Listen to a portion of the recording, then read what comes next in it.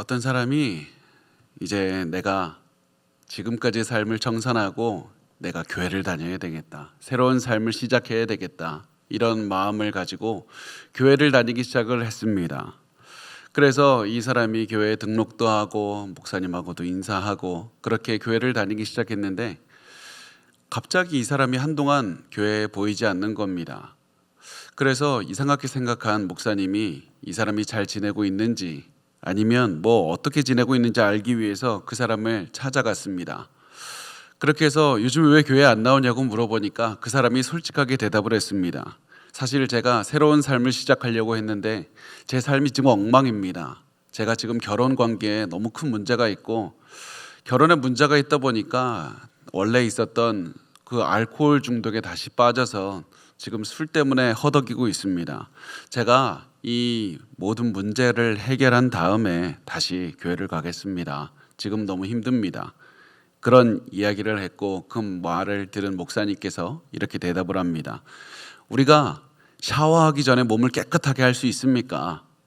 그 이야기를 듣자 이 사람이 도대체 목사가 무슨 얘기를 하는 건가 이해가 되지 않는다는 표정을 지었습니다. 그 표정을 보고 목사님이 계속 얘기를 합니다.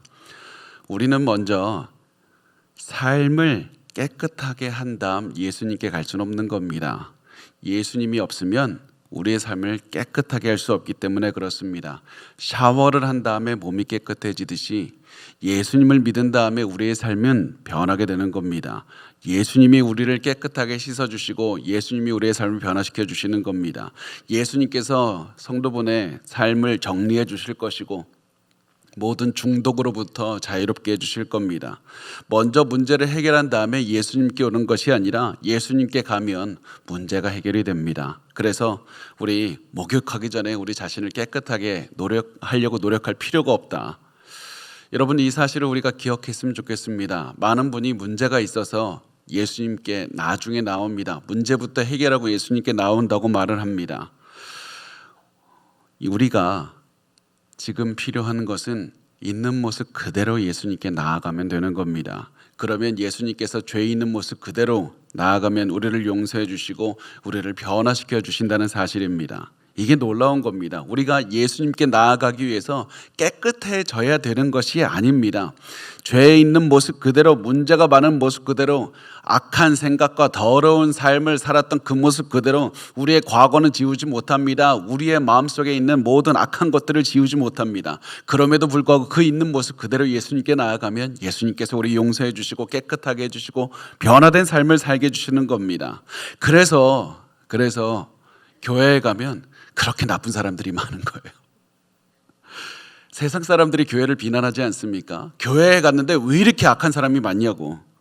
그 이유는 교회는 변화되어서 깨끗하게 된 사람들이 모이는 곳이 아니라 있는 모습 그대로 나오는 그곳이기 때문에 그렇습니다. 죄인들이 있는 모습으로 나옵니다. 그 다음에 조금씩 변화가 일어나는 겁니다. 어떤 사람은 예수 그리스도의 은혜로 엄청나게 빠른 변화가 일어나기도 하지만 어떤 사람들은 정말 오랫동안 아주 조금씩 변화가 되기도 하고 어떤 사람은 굉장히 많이 변했는데 처음 시작점이 너무 뒤에 있다 보니까 엄청나게 변했는데도 불구하고 세상 사람들의 기준에서 아직도 여전히 조금 세상의 기준보다는 못 미친 삶을 살고 있을 뿐입니다. 중요한 것은 우리 모두 있는 모습 그대로 나왔을 뿐이고 우리가 나왔을 뿐인데 예수님께서는 우리를 조금씩 변화시켜 주신다는 사실입니다. 그래서 여러분, 우리가 있는 모습 그대로 예수께 나아갔으면 좋겠습니다. 우리가 단순히 처음에 예수를 믿을 때뿐만 아니라 예수를 믿은 다음에도 계속 있는 모습으로 나아오면 되는 겁니다. 예수를 믿은 다음에 우리가 완벽한 삶을 살면 좋겠는데 예수를 믿은 다음에도 여전히 우리 죄 짓지 않습니까? 여전히 우리 가슴속에 악한 마음, 정말 미워하는 마음, 욕하고 그런 마음이 있지 않습니까? 그런 마음이 있을 때 정말 나 열심히 노력했는데 나 또 죄 졌네 이러면서 무너져서 그런 모습을 발견하면 교회 안 다니고 싶어요. 한동안은 기도 안 하고 싶어요. 나 이거밖에 안 되는 인간인가? 그런데 그런 마음이 있을 때 또다시 있는 모습 그대로 예수께 나오면 되는 겁니다. 그러면 예수님께서 계속해서 우리를 변화시켜 주시고 우리의 삶을 예수님을 닮아가게 해주시는 겁니다. 이게 어려운 말 한마디로 요약하면 제자가 되는 겁니다. 예수님의 제자는 똑똑하고 노력하고 다른 어떤 특별한 사람들이 되는 것이 아니라 있는 모습 그대로 계속 예수님께 나아가는 그 사람이 바로 예수 그리스도의 제자의 삶인 겁니다. 그것이 오늘 우리가 나눌 내용입니다. 그래서 여러분 오늘 이 자리에 어떤 마음으로 나왔든지 다 내려놓고 예수님 내 있는 모습 그대로, 내가 발가벗은 모습 그대로, 나 창피한 모습 그대로 예수님께 나아갑니다. 예수님 받아달라고, 그런 마음으로 우리 말씀을 나누면 좋겠습니다.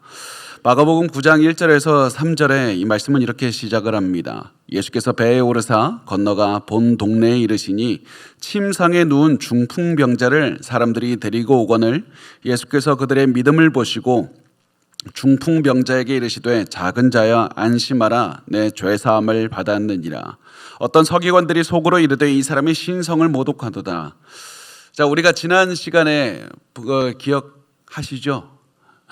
지난 시간에 어떤 말씀이었냐면 예수님께서 귀신에 시달린 사람을 도와주셔서 이제 놓이게 해주시고 자유롭게 해주시는 말씀으로 나누었습니다.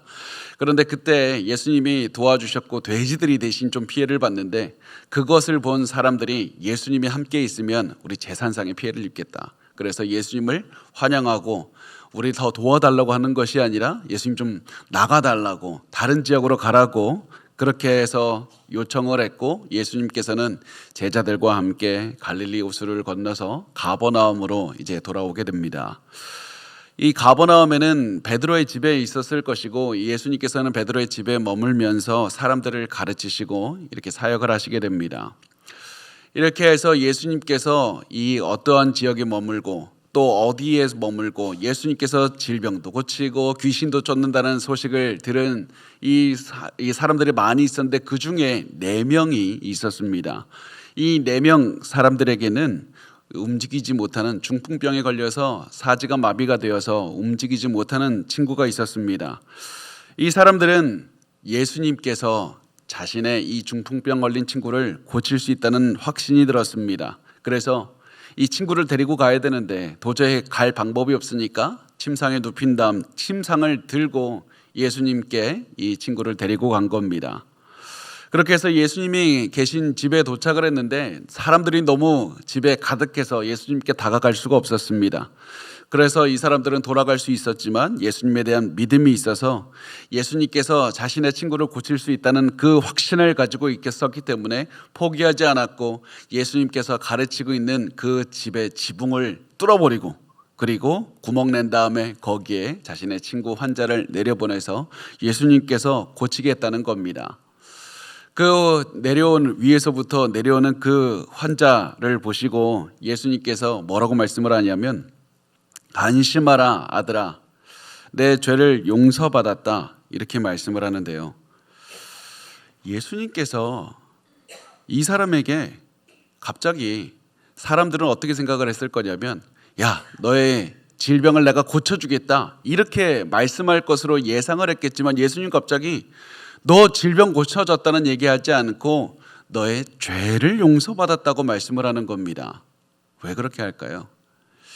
우선은 제가 더 이야기를 나누기 전에 오늘 이야기를 기억을 하면 사실은 마태복음뿐만 아니라 마가복음이나 누가복음에도 동일한 내용이 나옵니다. 많은 목사님들이 여기에서 이야기를 누가복음에서 뭐라고 하는지 마가복음에서 뭐라고 하는지 다 합쳐서 큰 그림 하나를 그려서 우리에게 설교를 잘 하시는데 그것도 굉장히 중요합니다만 우리가 항상 생각을 한 가지를 해야 됩니다. 그게 뭐냐면 마태복음을 기록한 마태도 자신이 이 글을 기록할 때 마가복음에 나와 있는 이야기들, 누가복음에 있는 이야기를 다 알고 있었습니다. 그런데 그 이야기는 기록하지 않고 딱 이만큼만 기록하기로 작정한 겁니다. 이만큼만 기록하기로 성령께서 인도하신 겁니다. 그래서 우리가 오늘 말씀을 읽을 때 특히 제가 좀 강해할 때나 잘하는 것인데 다른 복음서에 나와 있는 내용을 좀 추가할 때는 또 우리가 참고를 하지만 될 수 있으면 오늘 본문 안에 나와 있는 그 내용 안에서 도대체 우리에게 무슨 말씀을 하고 있는지를 보려고 한번 노력을 해봤으면 좋겠습니다. 그리고 그 마태는 다른 복음서에서는 다른 여러 가지들을 이야기를 했지만 굉장히 간단하게 심플하게 안심하라 아들아 내 죄를 용서받았다 이렇게 말씀을 예수님께서 하는 것으로 소개하고 있습니다. 왜 예수님께서 갑자기 이 사람의 병에 대한 얘기를 하지 않고 죄에 대한 얘기를 하실까? 우리는 이 사람이 질병에 들은 원인이 병인지 죄인지 아닌지 알 수 없습니다. 이 당시에 사람들은 보통 뭐라고 생각했냐면 저 사람 병 걸렸어? 죄 졌구만. 저 사람 안 좋은 일이 일어나? 죄를 져서 그래. 처벌받는 거야. 이렇게 생각을 했습니다. 그래서 사람들이 큰 병이 있으면 뭐 눈이 멀거나 다리가 이제 걷지 못하는 질병이 있으면 큰 죄를 지어서 그렇다고 생각을 했습니다. 또 때로는 우리가 잘 알지 않습니까? 어떤 질병은 죄 때문에 생기기도 합니다. 그러나 모든 질병이 죄 때문에 생기는 것은 아닙니다. 그래서 이 사람이 실제로 죄를 지어서 중풍병에 걸렸는지 아닌지 우리는 알 수 없습니다.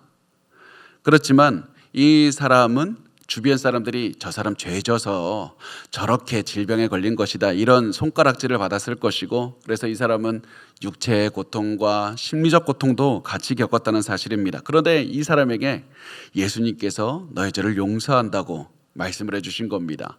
이 사람은 그 얘기를 듣고 아주 기뻤을 겁니다. 내 죄가 용서를 받았다. 그런데 저 사람은 누구길래 내 죄를 용서하지? 이해가 안 되는 겁니다. 왜 예수님께서 용서하신다는 말씀을 하셨을까? 이 두 가지 중요한 의미가 있는데, 첫 번째, 예수님이 하나님이라는 사실을 드러내신 겁니다. 죄를 용서할 수 있는 권세는 누구에게도 없고 하나님밖에 없습니다. 하나님이 아니면 그 누구도 죄를 용서할 수 없기 때문에 예수께서 죄를 용서하신다는 그 말을 통해서 내가 하나님이라고, 내가 죄를 용서할 수 있는 권세가 있다고 말씀을 하는 겁니다. 두 번째 의미는 예수님께서 십자가를 가리키고 있는 겁니다. 내가 결국에서는 죄를 용서할 것이다. 왜 그렇습니까? 인간의 모든 고통과 죽음과 질병의 원인이 어디 있습니까? 죄에 있는 겁니다. 아담과 하와가 죄를 저질렀을 때 그때 모든 인간의 고통이 들어온 겁니다. 그래서 예수님께서는 고통과 죽음의 문제를 해결하기 위해서 너희 질병을 궁극적으로 해결하기 위해서 무엇을 해야 되냐? 죄의 문제가 해결이 돼야 된다. 죄를 없애야 된다. 그리고 그 죄의 문제를 해결하기 위해서 무엇을 해야 되는가? 십자가의 죽음이 있어야 되는 것이다. 내가 이제 십자가의 죽음으로 너의 모든 죄의 그 결과인 질병까지도 치유할 것이라고, 그래서 너의 죄를 용서하신다고 말씀하시면서 예수님께서는 결국 십자가까지 염두에 두신 겁니다. 그런데 이 말을 들은 사람들이 예수님의 뜻을 이해할 수가 있었겠습니까? 무슨 저 사람 누구길래 사람의 죄를 용서한다고 말을 하는가? 말도 안 되는 저 죄 용서는 하나님만 가능한데 저 예수가 누구길래 무슨 죄를 용서를 하는가? 예수님이 하나님을 모욕하고 있다, 신성모독하고 있다고 생각을 들었습니다. 이런 사람들의 마음을 잘 알고 있었던 예수님께서는 그들을 나무라면서 이렇게 말씀합니다. 4절과 5절 말씀에 보면 예수께서 그 생각을 아시고 이르시되 너희가 어찌하여 마음에 악한 생각을 하느냐? 내 죄 사함을 받았느니라 하는 말과 일어나 걸어가라 하는 말 중에 어느 것이 쉽겠느냐? 예수님 말씀이 이런 겁니다. 야, 내가 너희를 정말 속이고 싶었으면 나 이 사람에게 죄가 용서받았다, 나 그 얘기만 했을 거다. 왜냐하면 사람이 죄가 용서받았는지 안 받았는지 눈에 드러나지 않잖아. 그러니까 내가 너희를 정말 속이고 싶었으면 그냥 이 사람 죄가 용서받았다 그 얘기만 할 것이다. 그리고서는 이 사람의 질병은 고치지도 않을 거야. 그런데 예수님께서는 질병을 고치는 것이나 죄를 용서하시는 것이나 둘 다 쉽다. 다 하기가 쉬운 분이다. 왜냐하면 예수님께서는 죄의 근원인 그 모든 질병의 근원인 죄까지 해결하실 수가 있는 분이기 때문이다. 그래서 예수님께서는 먼저 사람의 죄를 용서하신 다음에 질병을 치료하시는 겁니다. 예수님께서 질병의 치료를 통해서 단순히 병 고쳐줬다 이것이 중요한 것이 아니라 죄를 용서할 수 있는 권세도 있다는 것을 보여주셨던 겁니다. 그래서 여러분도 우리가 기도할 때 하나님 우리의 질병을 고쳐달라고, 그렇게 기도하실 때 단순히 하나님 내 질병을 치료하는 것뿐만 아니라 질병의 치료를 통해서 내가 예수께서 나의 모든 죄를 용서하신다는 그 사실에 대한 믿음이 자라나게 하시고, 내 주변 사람들, 특히 내 사랑하는 가족들이 예수 그리스도를 모릅니다. 내 질병이 치료되는 것을 통해서 우리 가족도 예수 그리스도를 믿으면 죄가 해결될 수 있다는 믿음을 주시옵소서. 그래서 단순히 그 질병의 치유가 내 인생의 전부 기도의 목적이 아니라 내가 질병이 치료되는 것이 수단이었으면 좋겠습니다. 믿음을 깊게 하고 믿음을 전달하는 수단으로 삼으시길 바랍니다. 그래서 예수님께서는 이렇게 말씀을 합니다. 마태복음 9장 6절에서 8절 우리 같이 한번 읽어볼까요? 시작. 그러나 인자가 세상에서 죄를 사하는 권능이 있는 줄을 너희로 알게 하려 하노라 하시고, 중풍병자에게 말씀하시되 일어나 내 침상을 가지고 집으로 가라 하시니, 그가 일어나 집으로 돌아가거늘 무리가 보고 두려워하며 이런 권능을 사람에게 주신 하나님께 영광을 돌리니라. 아멘. 여기에서 예수님께서 말씀하신 것 중에서 우리가 지난 시간에 봤던 거 있는데, 이런 말씀하면 꼭 눈을 피하시는데요, 우리가 지난 시간에 강조했던 것이 무엇이냐면 인자라는 단어입니다. 인자라는 단어는 굉장히 중요한 단어입니다. 인자라는 단어, 그 Son of Man, 그래서 인자가 단순히 예수님께서 육신을 입고 사람이 되셨다, 그런 의미도 있지만, 예수님께서 인자라고 하실 때는 항상 무엇을 말씀을 하시느냐? 바로 하나님, 바로 메시아, 예수께서 하나님이 되신다, 그것을 강조하고 있는 겁니다. 그래서 예수님께서는 인자다, 내가 메시아다, 내가 다니엘서에서 제시하는 그 하나님이라는 그 하나님의 영광을 가지고 이 땅에 왔다는 사실을 강조하신 다음, 그래서 믿음을 갖게 하시도록 예수님께서 자신에 대한 믿음을 가지라고 그렇게 이끄신 다음에 모든 사람이 들을 수 있을 정도로 크게 말씀하시는 겁니다. 일어나 너의 침상을 가지고 집으로 가라. 왜 이 말씀을 인자라는 말 다음에 하십니까? 단순히 예수님께서 어떤 마법사들처럼 병 고쳤다, 이것을 드러내는 것이 아니라 하나님의 권위를 가지고 말씀하시는 것을 드러내는 겁니다. 예수께서 죄를 사하는 권세가 있으신 분께서, 하나님께서 이 사람의 질병을 고치시고 그리고 걸어가라고 명령을 하시는 겁니다. 하나님은 부탁하지 않습니다. 하나님은 명령하십니다. 이 말을 들은, 예수님의 말씀을 들은 병자가 예수님의 말씀을 듣고 계속 침상에 누워서 예수님 꿈뻑꿈뻑 찾아왔으면 되게 어색하겠죠. 그런데 이 사람이 일어나서 기뻐하면서 예수님을 찬양하면서, 하나님을 찬양하면서 집으로 돌아간 겁니다. 내 질병이 치유되었다는 사실을 보면서 내 죄도 용서를 받았구나, 이 사실을 기뻐하는 겁니다. 그래서 이 모습을 본 사람들이 너무나도 놀랐고 하나님을 찬양했습니다. 그래서 우리가 이 친구들이 침상을 가지고 친구를 데리고 와서 예수님께 고침을 받았다는 이 사실을 우리가 많이 나누는데요, 이걸 보면서 우리 예수님 믿으면 병 고침 받는다, 이것만 강조하지만 정말 중요한 것은 예수께서 죄를 고치시는 분이다, 죄를 용서하시는 분이다, 이것을 우리에게 강조하고 있다는 사실입니다. 그런데 이 사실을 많은 사람들은 알지 못했습니다. 우리도 단순히 이 말씀을 보면서 병 고침만 집중해서 하나님 내 병도 고쳐달라고 그것만 바라보고 우리의 죄사함에 대해서는 강조하지 못하고 조금만 집중해서 잘못된 것을 바라보고 있듯이, 이 예수님 주변에 있는 사람들도 예수님에 대해서 온전하게 깨닫지 못하고 이렇게 말을 했습니다. 이런 권능을 사람에게 주신 하나님께 영광을 돌리니라. 아직 이 사람들이 예수님의 정체를 모르는 겁니다. 하나님께서 사람에게 그냥 병 고치는 능력 주셨네, 거기에서만 지나가는 겁니다.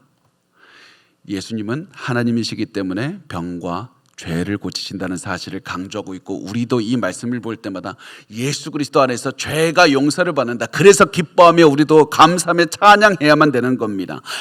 그 다음에 마태는, 이 마태복음을 기록한 마태는 이 말씀을 우리가 오해하지 않기를 바랬습니다. 단순히 예수 믿으면 당연히 병을 고쳐지는 것 너무나도 좋은 소식이지만, 그것이 중요한 것이 아니라 더 중요한 건 모든 죄가 용서받고 죄인들이 하나님의 자녀가 되는 권세를 받는다, 예수 그리스도의 제자가 될 수 있다, 있는 모습 그대로 나오라, 이 사실을 강조하기 위해서 중풍병자의 치료, 죄의 용서에 대한 그림을 그린 다음에 곧바로 제시하는 사람이 누구냐면 자기 자신을 기록합니다.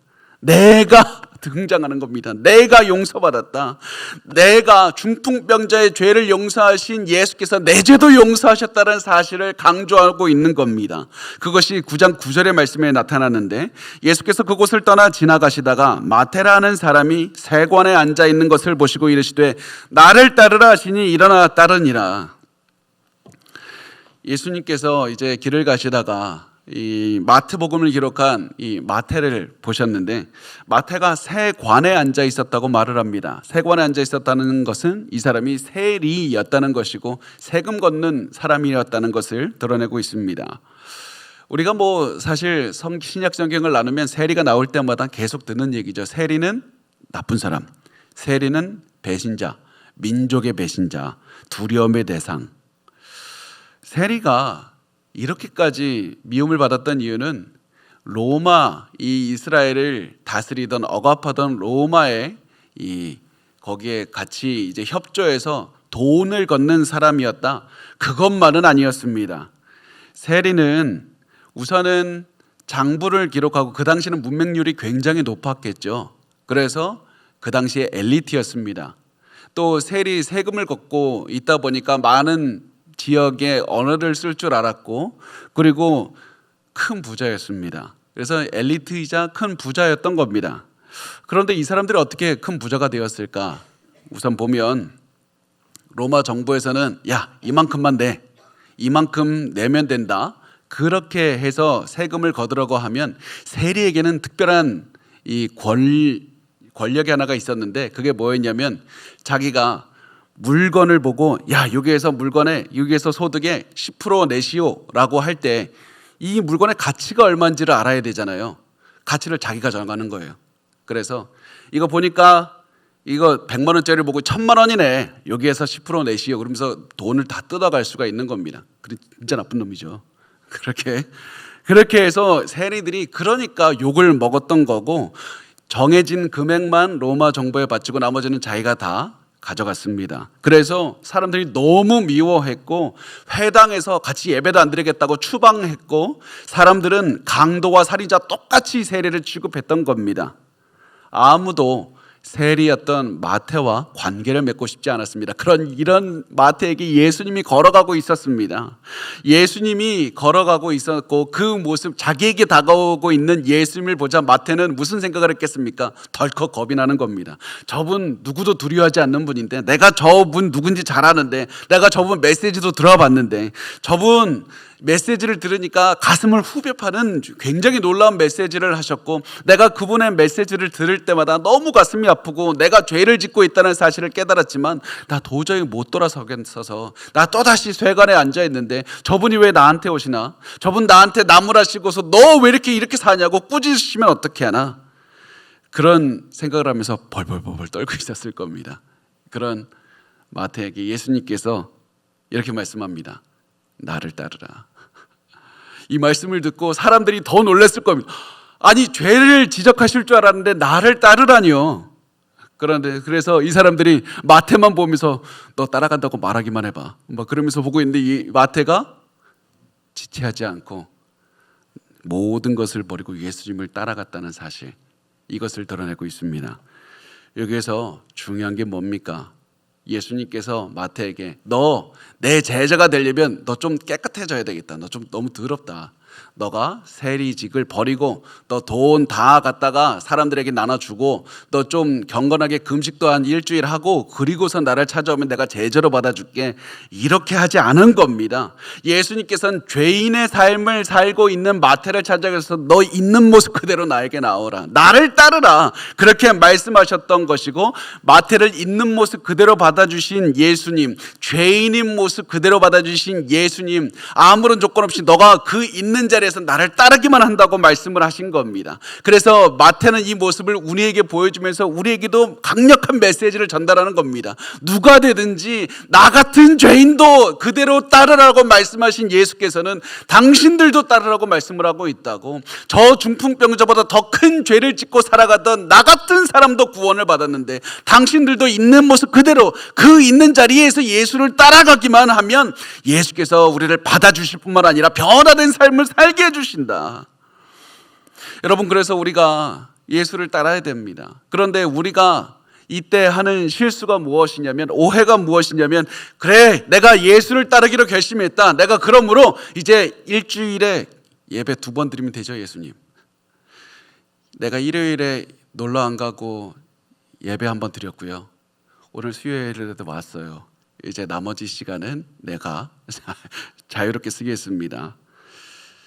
우리가 있는 모습 그대로 예수님께 나아간다는 것은 있는 모습에서 예수님께 나아가지만 우리의 모든 것을 버리고 예수님께 나아간다는 말입니다.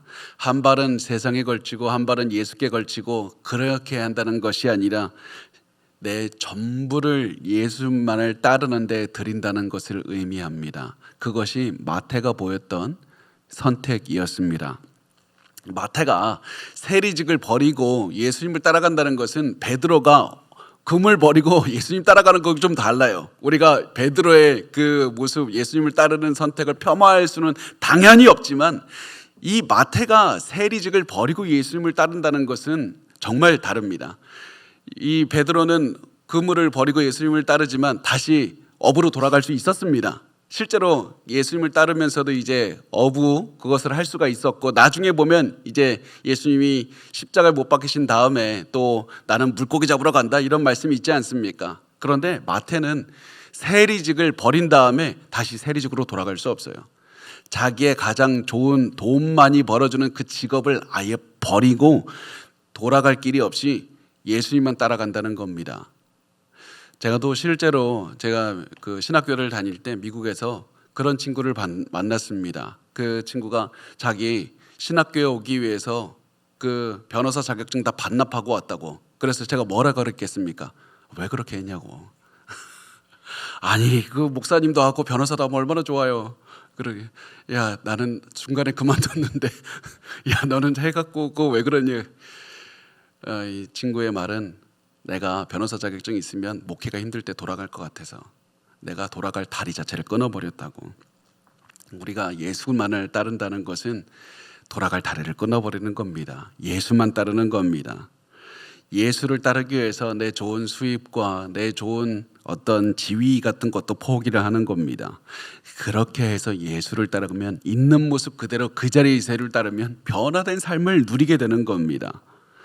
그래서 제가 계속해서 강조하는 거, 마태가 이 사실을 강조하기 위해서 중풍병자가 고침을 받는 이 이야기 다음에 자기 이야기를 넣은 겁니다. 나도 모든 것을 다해서 예수께 헌신하고 그 있는 모습 그대로 나아갔더니 예수께서는 중풍병자보다 더 큰 마음의 병에 걸린 나를 용서해 주셨고, 내가 이제는 예수 그리스도 안에서 변화된 삶을 살게 해주셨다. 나 세리의 삶을 살면서 나 정말 더럽고 돈 뜯고 그렇게 추악한 인생을 살았고, 내가 정말 중풍병자보다 더 많은 예수 그리스도의 치유가 필요한 사람이었지만 이런 나를 예수께서 찾아오셨다. 내가 찾아간 게 아니라 예수께서 찾아오셨고 나는 예수 그리스도의 말씀에 반응해서 있는 모습 그대로 나아갔을 뿐이다. 그렇게 했더니 예수께서 나를 변화시켜 주셨다. 내가 죄에서 자유롭게 되었다. 죄의 자유를 계속해서 말씀합니다. 여러분 지금 만약에 세리와 같은 마태와 같은 모습이라면 있는 모습 그대로 나아가십시오. 우리의 삶의 변화가 일어납니다. 그리고 이런 부름받은 예수 그리스도의 이 부름을 받아서 삶의 변화가 일어나는 마태가 어떠한 삶을 살았냐면 너무나도 즐거웠던 겁니다. 나 같은 사람도 용서함 받고, 나 같은 사람도 즐거움을 체험하고, 나 같은 사람도 세상 모두가 다 거부했는데 나를 받아주셨다. 그 사실이 너무 놀라워서 너무 기뻤고, 그래서 이제 마태의 삶에 일어난 가장 큰 변화가 무엇이냐면 나하고 똑같이 눌려 사는 사람들에게 시선이 간 겁니다. 세리들을 다 초대합니다. 우리를 받아주는 분이 있어. 우리를 사랑해 주는 분이 있어. 다 다 같이 와서 우리 같이 그분과 교제를 나누고 그분의 말씀을 들어보자.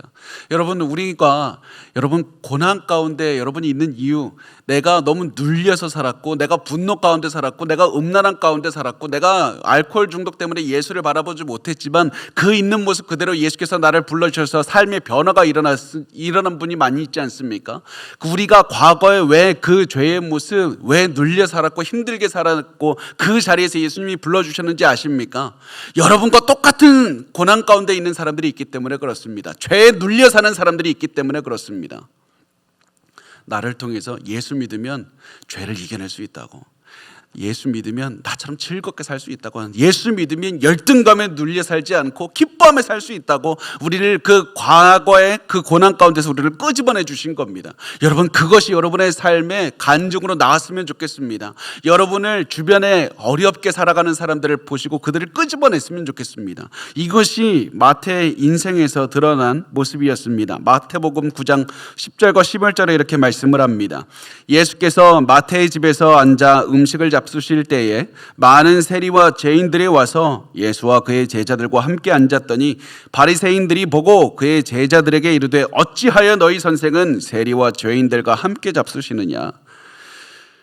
이때 예수님께서 많은 세리들과 함께 식사를 하신다는 소식이 들렸고, 이것 때문에 많은 사람들이 놀랐습니다.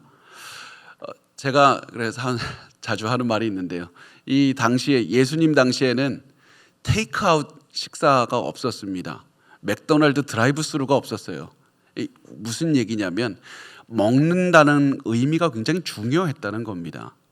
같이 먹는다는 거, 그냥 운전하면서 같이 먹고 그런 게 아니라 같이 먹는다는 것은 내가 저 사람과 친밀한 교제를 나누고 있다는 사실을 증명하는 것이고, 저 사람의 인생을 내가 인정하고 있다는 사실을 드러내는 겁니다. 그래서 유대인들은 세리들과 절대 밥 같이 안 먹는 겁니다. 특히 바리새인들. 그런데 예수님께서, 랍비라고 칭송받는 예수께서 많은 세리들과 밥 같이 먹고 있대요.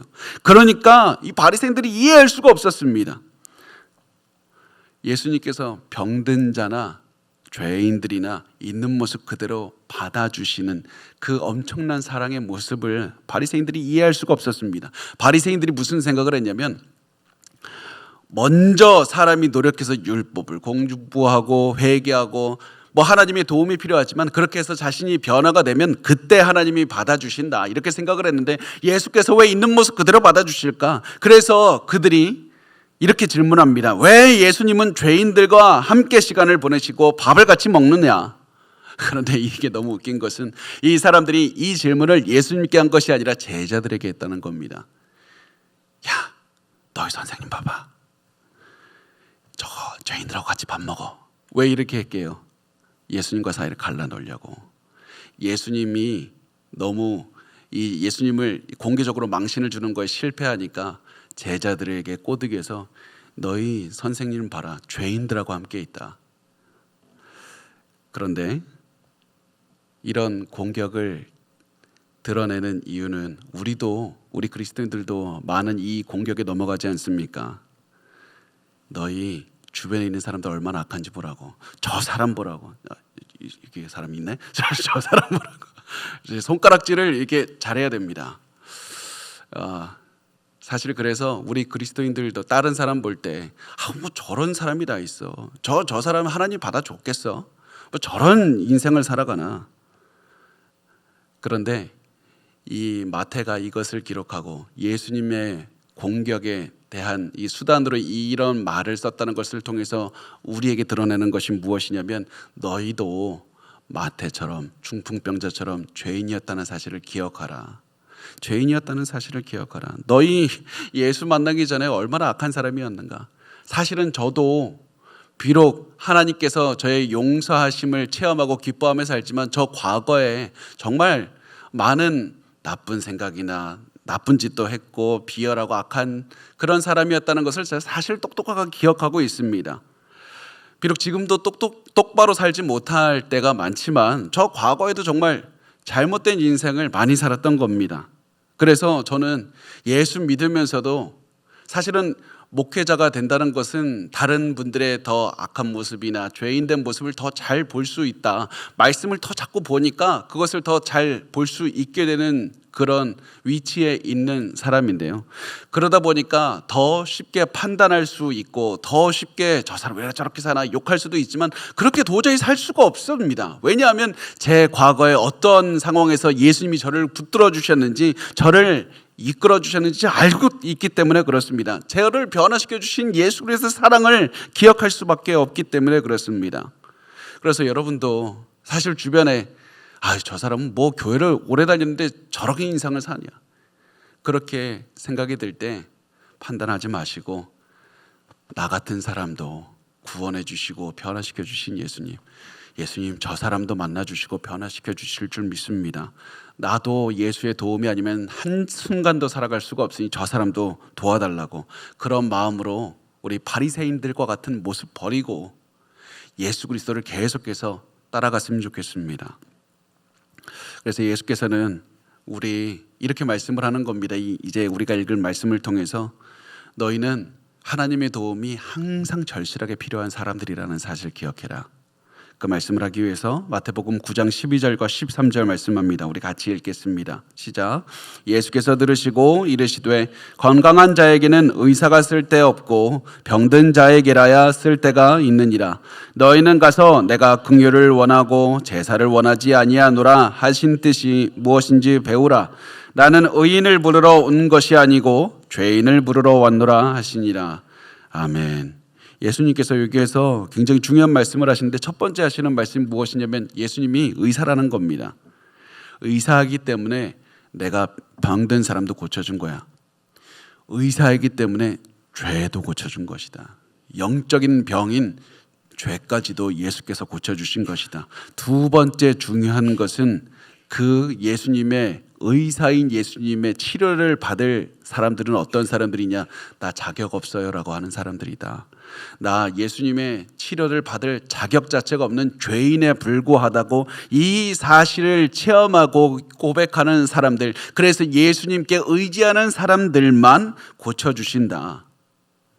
이것을 말씀을 하고 있습니다. 너희가 스스로 지금 의롭다고 생각을 하고 있지, 그러니까 너희는 자격이 없는 거야.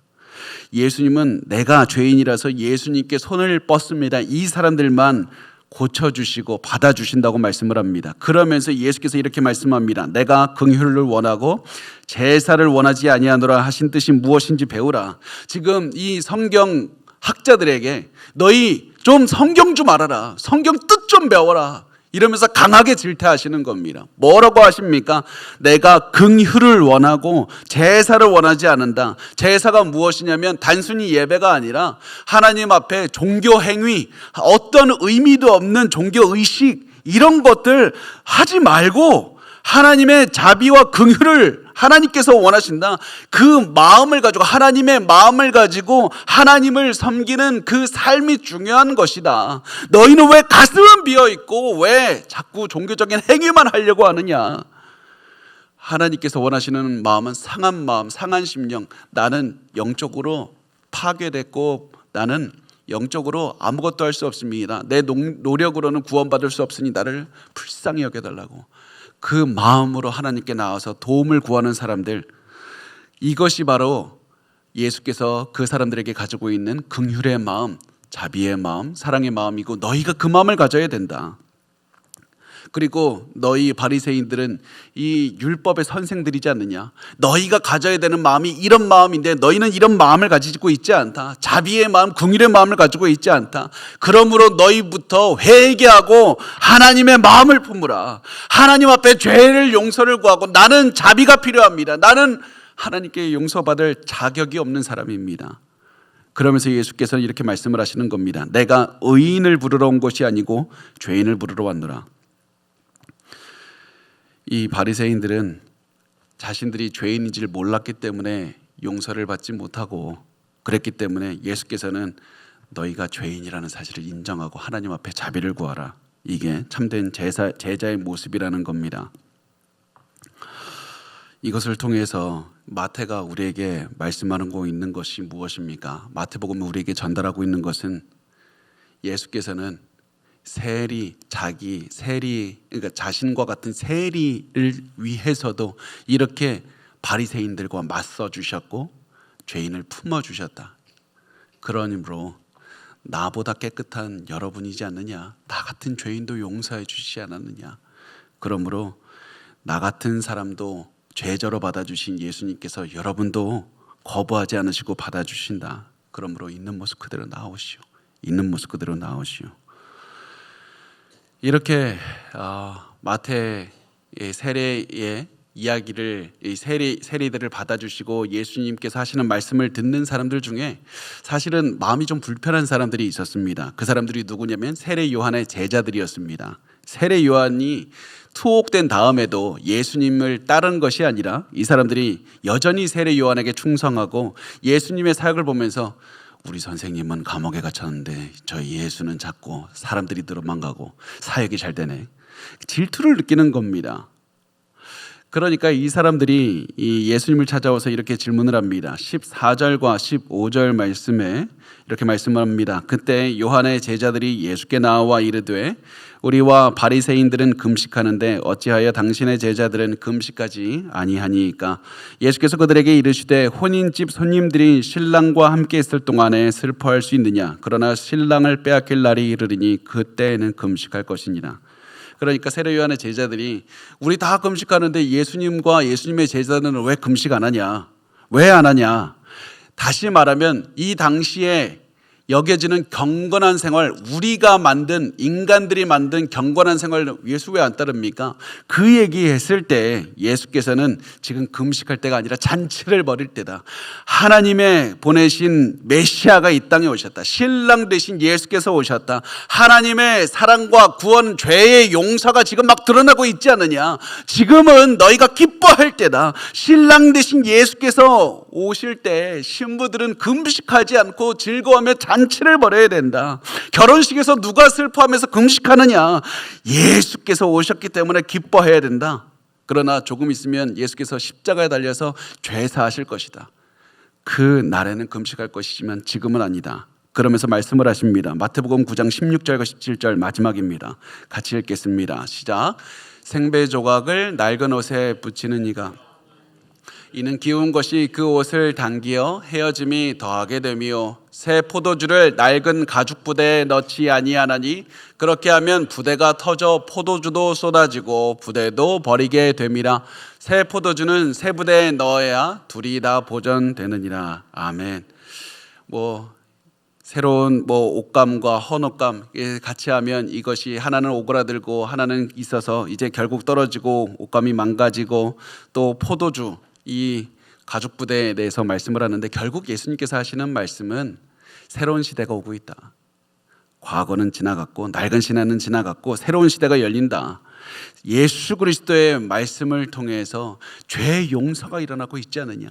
예수 그리스도께서 주시는 새 언약의 시대가 열리는 것이다. 그래서 하나님 나라의 새로운 윤리와 기준과 하나님 나라가 지금 열린다는 것을 예수께서 말씀을 하는 겁니다. 그래서 예수께서는 죄의 용서를 통해서 놀라운 것들을 바라보라고 이렇게 말씀을 하고 있습니다.